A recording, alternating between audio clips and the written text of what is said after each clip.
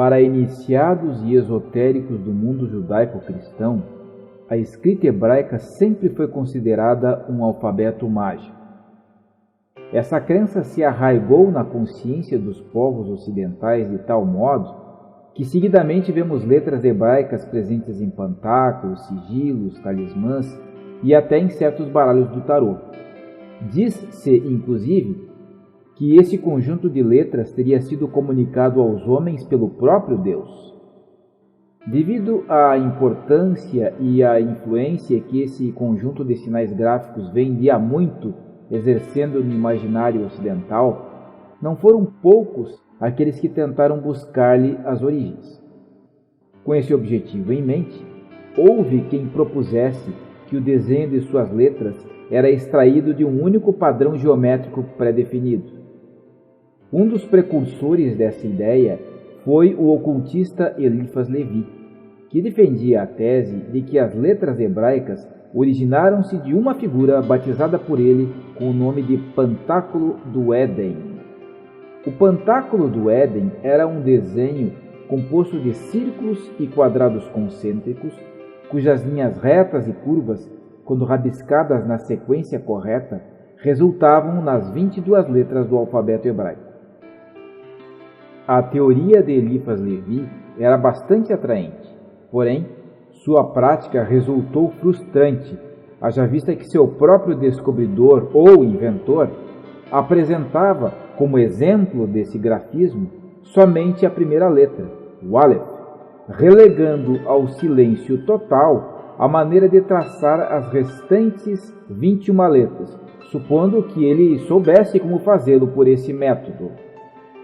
Aqui abrimos uma nota de rodapé para dizermos o seguinte.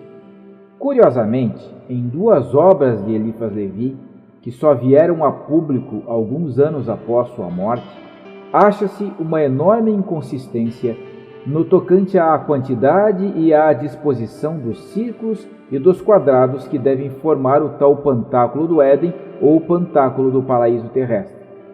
Na obra intitulada Numerologia e Cabala, curso de filosofia oculta, na página 15 do texto em francês, publicado pelas edições de Mortagne, em 1988, encontramos a seguinte informação, aspas, as letras são hieróglifos geométricos.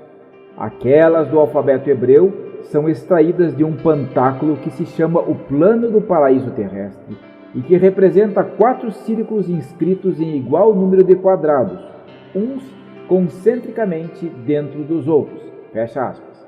E, agregada a essa informação, vinha impressa a figura de número 2. Já na obra Chaves Maiores e Clavículas de Salomão, na página 50 da edição francesa, publicada pela editora Chacornac Frères, em 1926, encontramos a seguinte informação, aspas, o Pentáculo do Éden, protótipo das letras sagradas, fecha aspas, e, agregada a essa informação, vinha impressa a figura de número 1. Contudo, observa-se que, na figura 1, há 3 círculos e 3 quadrados concêntricos, enquanto que na figura 2 há 4 quadrados e 4 círculos concêntricos. Essas inconsistências, justamente num tema tão caro para Eliphas Levi, levantam dúvidas quanto à confiabilidade do método de obtenção dos caracteres hebraicos conforme preconizado por ele. Fechamos aqui esta nota de rodapé e voltamos à sequência da apresentação. Muitas, porém inexitosas, foram as tentativas de se obter o restante do alfabeto hebraico por meio desse pentáculo. Esses inúmeros fracassos levaram a suspeitar que o tal glifo originador de caracteres tipográficos ou era mais um indecifrável mistério iniciático, ou então não passava de uma fantasia criada e ensinada privadamente a seus alunos pelo Sr. Eliphas Levi. Nos dias atuais, não se pode afirmar se a origem dos alfabetos, do ponto de vista gráfico, foi fruto do simples arbítrio caprichoso de seus inventores ou baseou-se em algumas figuras anteriores.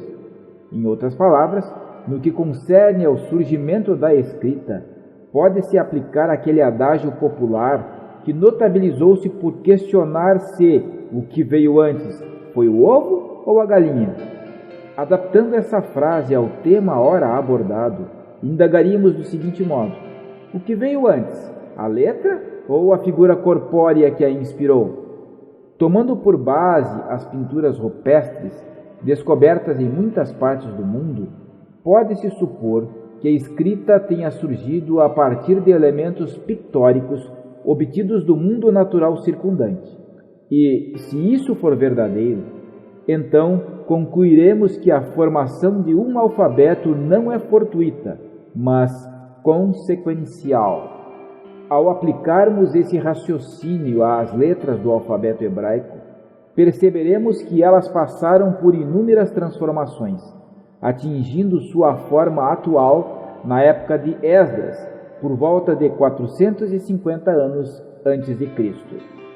Bem, mas se admitirmos que, antes da existência da letra, houve uma figura que lhe serviu de molde, então cabe perguntar: qual teria sido o modelo usado para a construção dos atuais caracteres hebraicos? A fim de tentar buscar-se uma provável resposta a essa indagação, é necessário voltar-se um pouco na história humana, mais precisamente até a época dos Templários, de 1119 a 1312.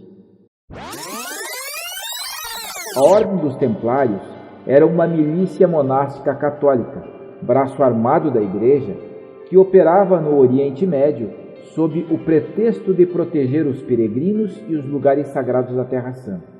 Entretanto, segundo consta em diversas fontes bibliográficas, essa proteção teria sido apenas o pano de fundo para a verdadeira atividade daqueles milicianos, qual seja a recuperação de documentos e artefatos da época do rei Salomão.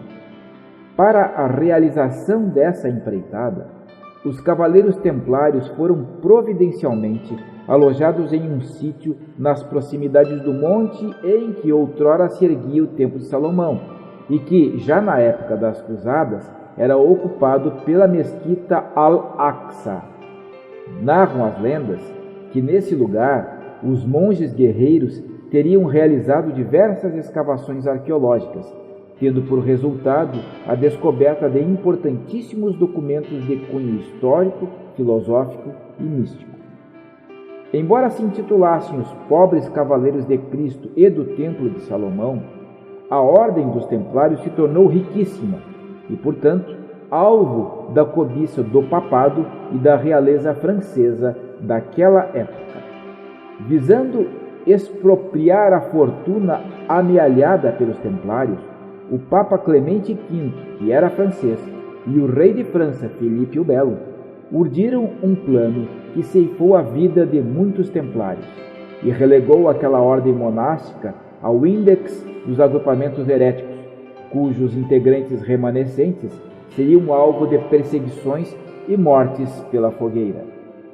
Mas deixemos de lado essas tristes páginas da história eclesiástica e voltemos à temática do glifo originador das letras do alfabeto hebraico. Nesse campo, os templários tinham muito a nos ensinar, pois seu símbolo máximo, a chamada Cruz das 8 Beatitudes, era a figura-mãe que ocultava 25 letras de um alfabeto criado por aqueles monges guerreiros para cifrarem mensagens de todo tipo, desde táticas de batalha até letras de câmbio, que, quando apresentadas por seu portador em alguma das confrarias da Ordem Templária espalhadas pelo mundo, davam direito a resgatar um montante cujo valor encontrava-se criptografado em cartas seladas e emitidas por aqueles milicianos católicos. É digno de nota o fato de que a criptografia, posta a serviço da circulação de riquezas em papel moeda, principiou com os templários. Porém, a ideia de originar alfabetos a partir de um único símbolo composto por mais revolucionária que fosse para aquela época, não havia sido criada por aqueles milicianos católicos. Na verdade, eles foram apenas seus adaptadores e difusores. Mas então, de onde esses monges guerreiros da Idade Média teriam tirado essa ideia?